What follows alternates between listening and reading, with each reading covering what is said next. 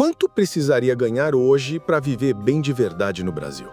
E eu não estou falando de sobreviver, de contar moeda para pagar o pão no fim do mês. Estou falando de viver com dignidade, pagar as contas em dia, ter um lazer, conseguir guardar uma grana e, principalmente, não ter aquele nó na garganta todo final de mês. A verdade é que a conta que a gente faz na ponta do lápis quase nunca fecha com a realidade. Hoje eu vou te mostrar a conta real, aquela que ninguém tem coragem de fazer. Fica comigo.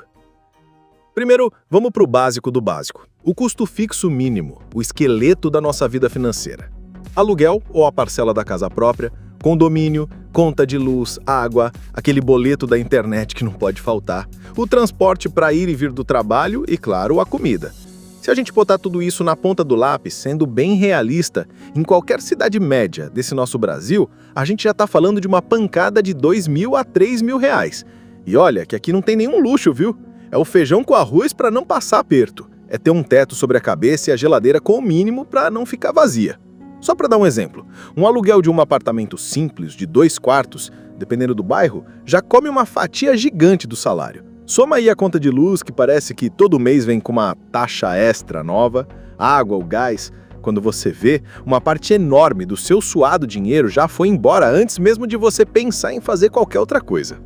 Agora, é aqui que o jogo começa a ficar sério de verdade. É aqui que a conta de padaria, aquela que a gente se engana para tentar dormir em paz, vai por água abaixo. Sabe o que não entra nesse cálculo inicial? O lazer. Aquele cinema no fim de semana, uma pizza com os amigos, um passeio no parque com a família. E a saúde? A gente esquece dos remédios que não são de graça na farmácia, daquele plano de saúde que, sejamos sinceros, é um artigo de luxo para a maioria, mas que faz uma falta danada quando a gente precisa de um especialista ou de um exame para ontem. E a reserva de emergência.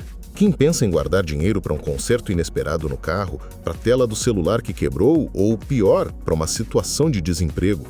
A verdade é que a vida acontece nos imprevistos.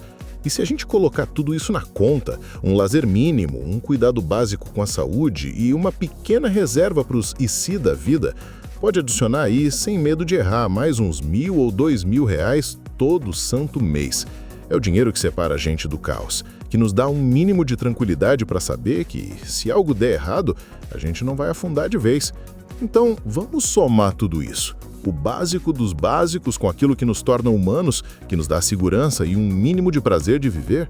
Se a gente for honesto nessa conta, para viver sem o sufoco constante, para conseguir guardar um dinheirinho para o futuro, para poder sair de vez em quando e cuidar da saúde sem depender da sorte, um brasileiro precisaria ganhar, no mínimo dos mínimos, algo entre R$5.000 e R$7.000. Agora eu te pergunto, quem é que ganha isso no Brasil?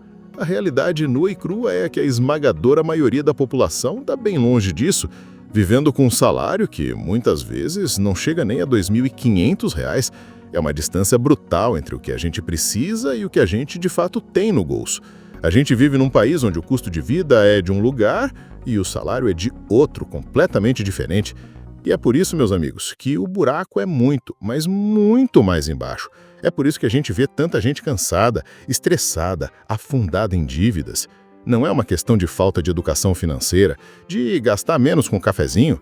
É uma questão matemática, lógica. O salário simplesmente não acompanha a escalada de preços. Todo mês, sem exceção, a gente vai ao mercado e os preços subiram. A gasolina aumenta no posto, a conta de luz vem mais cara, o aluguel é reajustado. Mas e o nosso salário? Esse, na maioria das vezes, continua o mesmo, congelado no tempo, perdendo poder de compra dia após dia. A sensação é de correr numa esteira que não para de aumentar a velocidade. Por mais que a gente se esforce, parece que nunca saímos do lugar. É uma luta diária para fazer o dinheiro esticar, para escolher qual conta pagar e qual deixar para o mês seguinte, gerando uma bola de neve de juros e preocupação. Agora eu quero saber de você. Com toda a sinceridade do mundo, quanto você ganha hoje?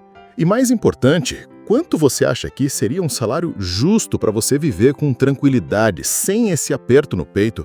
Comenta aqui embaixo. Me diz qual é o número mágico que te daria paz de espírito. Quanto você precisaria ganhar para não passar mais sufoco? Vamos conversar essa conversa porque é falando sobre a nossa realidade que a gente começa a entender o tamanho do problema. E se você curtiu essa conversa honesta, se inscreve aqui no canal. Aqui a gente não passa pano, a gente manda real sem mentir e sem filtro. Um abraço e até a próxima.